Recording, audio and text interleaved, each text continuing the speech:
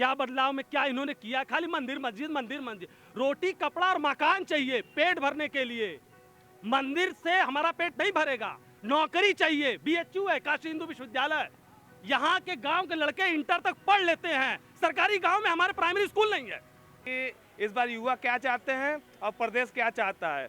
जैसे कोविड काल में हमारे प्रदेश के नौजवान, हमारे बनारस के नौजवान ऑक्सीजन के अभाव में, हॉस्पिटलों के अभाव में तड़प तड़प के दम तोड़े हैं ना, उसी तरह भारतीय जनता पार्टी पूरे उत्तर प्रदेश में सीटें जीतने के लिए तड़प तड़प के दम तोड़ देगी। मिला कुछ नहीं मिला है, वो क्या देगा हम लोग को? क्या देगा हम लोग को? है कुछ भी नहीं देता है, निकाल देता है पेपर में, चलो हो गया बस। ये युवा है। का ये जो काशी विश्वनाथ कॉरिडोर बन रहा है, इससे आप खुश हैं? नहीं। क्यों खुश नहीं है? क्यों? दुख है हम लोगों को, रोजी रोजगार चल रहा है। बनारस की ऐसा है कि सरकार तो वैकेंसी निकाल नहीं रही है किसी तरीके की, तो हम लोगों को तो सबसे बड़ी समस्या छात्रों के लिए बेरोजगारी है और महंगाई। आप बीएचयू से रिसर्च करते हैं और बड़ी उम्मीद के साथ हम सरकार चुनते हैं कि हमें रोजगार मिलेगा, लेकिन अभी तक ये सरकार, वर्तमान सरकार, हर क्षेत्र में युवाओं के साथ छल करती आई है। नमस्कार दर्शकों, मैं तान्या आ गई हूँ दिल्ली से बनारस में मैं अभी शीर गेट पर खड़ी हूँ। पूर्वांचल में चुनाव अपने चरम सीमा पर है और अगर पूर्वांचल में चुनाव की बात की जाए तो यहाँ पे अलग अलग एज ग्रुप के लोग भी हैं। एज ग्रुप में अगर हम बात करें युवाओं की, तो युवा इस बार पूरी तरह से चुनाव में बदलाव के मूड में नजर आ रहे हैं। तो आइए जरा इनसे बात करते हैं, इनके चुनावी मुद्दे क्या हैं, इनकी मांगे क्या हैं और ये क्या बदलाव लाना चाहते हैं। प्रणाम भैया। प्रणाम भैया। प्रणाम। क्या नाम बताओ? अजय फौजी। क्या बदलाव लाना चाहते हैं आप? बदलाव बहुत कुछ लाना चाहते हैं। क्या बताएं कि क्या वो किए हैं। ऐतिहासिक गांव है, वीरों का गांव है, वीरों का। बब्बर शेर को मारने वाले इसी गांव के हम लोग के पूर्वज थे। यही रविदास मंदिर है। प्रधानमंत्री तक 2 बार 3 बार आते हैं, मुख्यमंत्री आते हैं, हर दल के लोग आते हैं, लेकिन आते हैं तो ये पर्दे से ये गुमतियां हमारी ढक दी जाती है और उसके बाद वो टाटा बाय बाय करके चले जाते हैं। क्या बदलाव में क्या इन्होंने किया? खाली मंदिर मस्जिद मंदिर मस्जिद। रोटी कपड़ा और मकान चाहिए पेट भरने के लिए। मंदिर से हमारा पेट नहीं भरेगा। नौकरी चाहिए। बीएचयू है, काशी हिंदू विश्वविद्यालय, यहाँ के गांव के लड़के इंटर तक पढ़ लेते हैं। सरकारी गांव में हमारे प्राइमरी स्कूल नहीं है। यहाँ तक जाने के लिए कुछ नहीं मिलता है, पढ़ाई की थोड़ी। ये प्रधानमंत्री आते हैं, हमने ये कर दिया, वो कर दिया, ये कर दिया, वो कर दिया, और क्या में बदलाव? क्या इनसे उम्मीद करे? भीख मांगे? पकड़ा तलवाई दिए, सब करवाई दिए, जो करना था वो कर दिए। हम यहाँ युवा हैं, आत्महत्या करने की नौबत पे आ गई हमारी। बहुत से हमारे साथी मर चुके हैं। इस गांव में इतने आते हैं, यहाँ से सांसद हैं। मैं इसी सब चीजों को लेके प्रधानमंत्री की गाड़ी पे मैं स्वयं कूदा था 2 साल पहले लंका पे। मुझे वो मार भी सकते थे, नहीं मारे। उनको भी लगा चोट। मेरा गमछा, मेरा जैकेट काला, सब गृह मंत्रालय तक ले गए। तो भी मेरी बात, मैं मांगा क्या था कि मेरी युवा की समस्या तो सुन लीजिए। हमारी बहन बेटियों की इज्जत जो लूटी जा रही है उसकी समस्या सुन ले। तो हम कहे पीएमओ ऑफिस जाइए। पीएमओ ऑफिस खुला है, वहां जाने पे वो कहते हैं यहाँ कुछ नहीं सुनवाई होता है। यहाँ से बीजेपी के लोग आएंगे, उनका हम फाइल लेंगे। मैं वहीं आत्मदाह करने जा रहा था, लेकिन मुझे रोक के जेल भेज दिया। भाई साहब ने बात की है मंदिर मस्जिद की, तो ये बताइए कि काशी विश्वनाथ कॉरिडोर जो बनाया जा रहा है उससे यूपी बनारस का क्या विकास हो रहा है? देखिए, वो काशी विश्वनाथ जो कॉरिडोर है वो भी सपा सरकार की ही देन है। यहाँ के कमिश्नर से नितिन गोकड़ जी, उन्होंने ही खाका तैयार किया था। आपको हम बता रहे हैं कि इस बार युवा क्या चाहते हैं और प्रदेश क्या चाहता है। जैसे कोविड काल में हमारे प्रदेश के नौजवान, हमारे बनारस के नौजवान ऑक्सीजन के अभाव में, हॉस्पिटलों के अभाव में तड़प तड़प के दम तोड़े हैं ना, उसी तरह भारतीय जनता पार्टी पूरे उत्तर प्रदेश में सीटें जीतने के लिए तड़प तड़प के दम तोड़ देगी। जनता नकार चुकी है। इस बार हम लोग जो है कि उनका हिंदू मुसलमान चला नहीं। इस बार नौजवान जो है कि रोजगार के मुद्दे पर लड़ रहा है, स्वास्थ्य के मुद्दे पर लड़ रहा है, शिक्षा के मुद्दे पर चुनाव लड़ने जा रहा है। और रह गया बात कि 5 साल हमारे उत्तर प्रदेश के नौजवान साथी घंटा बजाने वालों को सत्ता में बैठा के, घंटा बजाने वालों को बैठा के देख लिए, भोग चुके हैं। इस बार जो है कि हमारा जो है कि प्रदेश के युवा, प्रदेश की जनता, प्रदेश की माता बहनें, प्रदेश के बड़े बुजुर्ग जो है कि पढ़े लिखे इंजीनियर को मुख्यमंत्री बनाने जा रही है। इस बार हमारा मुख्यमंत्री इंजीनियर होगा। हमारे मुख्यमंत्री ने अपने कार्यकाल में 2012-17 तक जो कार्य करके दे दिए, यहाँ तक कि हिंदुस्तान में पूरे उत्तर प्रदेश में इकाना स्टेडियम तैयार करके दे दिए। यहाँ तक कि वो घंटा वाले बाबा जी के दिमाग तक इकाना, आगरा एक्सप्रेसवे, मेदांता हॉस्पिटल, इन सब चीजों आते ही नहीं है। ये देखिए इसमें law and order Uttar Pradesh का ध्वस्त है। दलित बेटियां रात के अंधेरे में जलाई जा रही हैं, पेट्रोल से फूकी जा रही हैं, और वो कहते हैं बेटी बचाओ बेटी पढ़ाओ। देश का प्रधानमंत्री, शिक्षा मंत्री, गृह मंत्री, जो गृह मंत्री है ना, गृह मंत्री यही सब, और देश की ये मीडिया जो गोदी मीडिया जिसे कहते हैं, देश का जो है कि गृह मंत्री जो है कि शुरू में कोविड आया था तो मुसलमानों को बदनाम किया गया था जिहादी कहकर, कोरोना जिहादी करके। ये अमित शाह जो है कि घर घर जाकर पंपलेट में थूक लगाकर घर घर में जो प्रचार प्रसार कर रहे हैं, ये कौन सा जिहाद है? ये कौन सा जिहाद है? क्या उसका थूक अलग है? क्या किसका थूक है? इस समय प्रदेश की बेटियां जो जलाई जा रही हैं, गरीबों के पे अत्याचार हो रहा है, ये सब एक विशेष जाति वर्ग के लोग चला रहे हैं। जब तक हम नौजवान साथी सड़कों पर नहीं उतरने का कार्य करते, हम नौजवान साथी जेल नहीं जाते, हम नौजवान साथी लाठियां नहीं खाते, तब तक गरीबों का मुकदमा तक नहीं लिखे जा रहे हैं थानों में। जिस विश्वनाथ कॉरिडोर के लिए प्रधानमंत्री नरेंद्र मोदी जी हजारों कूद रहे हैं, ब्राह्मणों की हालत जिसके लिए कूद रहे हैं, आ रहे हैं, उसका नींव उसके शुरुआत माननीय इंजीनियर अखिलेश यादव जी ने, हमारे पूर्व मुख्यमंत्री ने शुरू कराया था। मेरे पास प्रूफ है, साक्ष्य है, मैं दे दूंगा। वो जब चाहे मैं अवेलेबल कराता हूँ, वो ले ले। लेकिन उनको क्या है, वहां पे आएंगे, एक मंदिर नहीं तोड़े, एक मंदिर बनाने के लिए हजारों करोड़ों देवी देवताओं को तोड़ दिया है उन्होंने, और उसको डस्टबिन में फेंके हैं। मेरा यही सवाल है कि वो आस्था को लेकर, आस्था को लेकर हम बता रहे हैं, वो आस्था के नाम पर ना देश की जनता, हमारे देश की जनता बोली भाली है। हमारे देश की जनता को, हमारे देश के नौजवानों को आस्था के नाम पे मूर्ख बनाने का कार्य किए हैं। यह जो जुल्मेबाज प्रधानमंत्री या जुल्मेबाज मुख्यमंत्री, वहाँ पे हजारों ब्राह्मण बेघर हो गए, जो झोपड़ियों में रहते थे, जो मंदिरों के नीचे रहते थे। इस बार ब्राह्मणों की ले भी देगी भारतीय जनता पार्टी को। इस बार जो है कि बनारस में पूरे 8 की 8 विधानसभा भारतीय जनता पार्टी हारने जा रही है। अगर उनको कारीडोर का इतना घमंड है तो योगी बाबा क्यों छोड़ के भागे बनारस? क्यों छोड़ के भागे बनारस? यहाँ पे इस समय चरम सीमा पर है। इनकी स्थिति आप देख रहे हैं, इनको प्रधानमंत्री जी यहाँ आए, इनको आज तक क्या भाजपा से मिला? क्या बताइए, आपको कुछ मिला? कुछ नहीं मिला है। वो क्या देगा हम लोग को? क्या देगा हम लोग को? है कुछ भी नहीं देता है, निकाल देता है पेपर में, चलो हो गया बस। ये युवा है। ये जो काशी विश्वनाथ कॉरिडोर बन रहा है, इससे आप खुश हैं? नहीं। क्यों खुश नहीं है? क्यों? दुख है हम लोगों को, रोजी रोजगार चल रहा है। बनारस की गलियां, बनारस की पहचान है, उसको तोड़ दिया गया।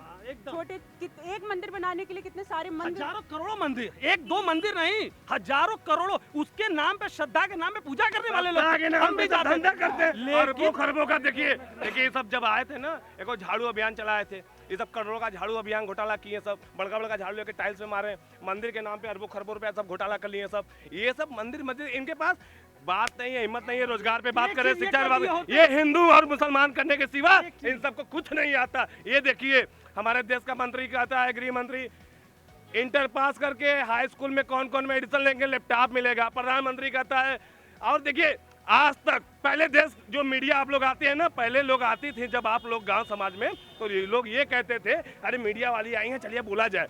लेकिन आज नरेंद्र मोदी और भारतीय जनता पार्टी के सरकार की वजह से आज आप लोग बदनामी का दाग झेल रही हैं। गोदी मीडिया देखिए, एक हिंदू राष्ट्रवादी पत्रकार वो दीपक पेकर, वो दारू पीकर जो है कि डिबेट करता है। जब हमारे देश के सेना के जवान मरते हैं तो दारू पीकर डिबेट करता है। ये हिम्मत पत्रकारों में भारतीय जनता पार्टी की वजह से आई है। ये पत्रकार जो है कि अब लोग क्या कहते हैं, ये मोदी वाला पत्रकार है, वो योगी वाला पत्रकार है, पत्रकार भी बढ़ गए हैं। जो पत्रकार आवाज उठाए ना आप लोग पे, आप ज्यादा बोलेंगे आपको मुकदमा लिखिएगा, जेल जाएंगे। आपका कहना है कि पत्रकारों में भी जो बटवारा हुआ है, कैटेगरी भारतीय जनता पार्टी की हत्या हुई है, बंटवारा की अलग बात है, हत्याएं हुई है। मनीष गुप्ता की हत्या हुई, व्यापारी की, ईमानदार पत्रकारों की तो हत्या हो जा रही है। अगर उनके खिलाफ कोई बोलेगा तो सीधे जेल होगा, मुकदमा होगा, या तो हत्या कर दी जाएगी। एक काम मोदी कर दिए होते, लॉकडाउन लगा, कोरोना आया, हमारे बच्चे, इनके बच्चे, ये बच्चे अभी हैं, इनके लॉकडाउन में प्राइवेट स्कूल है, सनबीम स्कूल भगवानपुर यहीं पे बगल में है, डीपीएस यहीं पे है, आर्यन इंटरनेशनल स्कूल यहीं पे है, सेंट जॉन्स यहीं पे है, तमाम बड़े स्कूल है। हर आदमी चाहता, प्राइवेट जॉब जारी थी, फीसें बंद थी, मतलब स्कूल बंद था, फीसें इकट्ठा 40,000 मंथली सालाना उनको पड़ रहा था, किसी के 60,000।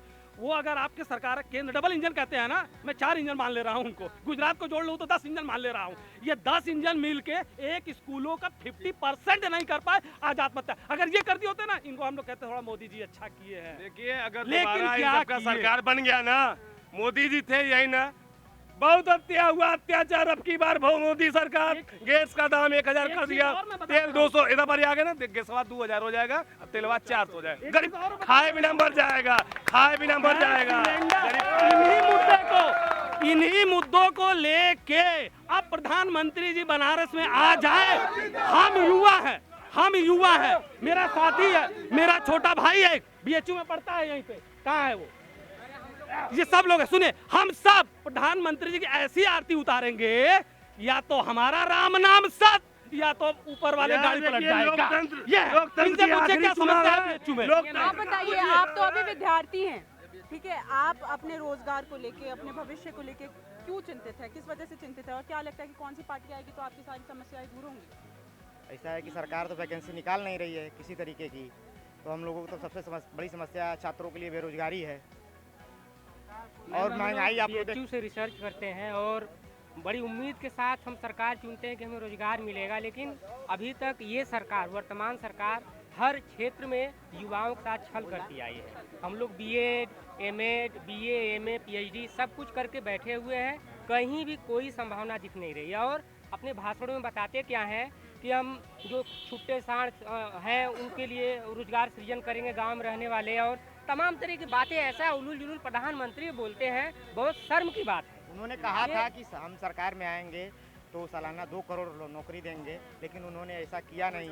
इससे पूरा युवा समाज जो है, अब हमारे गांव के आप सब मेरे एक प्रश्न का जवाब दीजिए, आपकी जितनी भी मुसीबतें हैं वो कौन सी पार्टी के आने हमारा इंजीनियर, पढ़ा लिखा इंजीनियर युवा मुख्यमंत्री अखिलेश यादव, जो उनके जो है कि बेटियों का मान सम्मान, बेटियों का अधिकार, गरीबों का सम्मान, नौजवानों का अधिकार, सब में अखिलेश यादव वो पढ़े लिखे।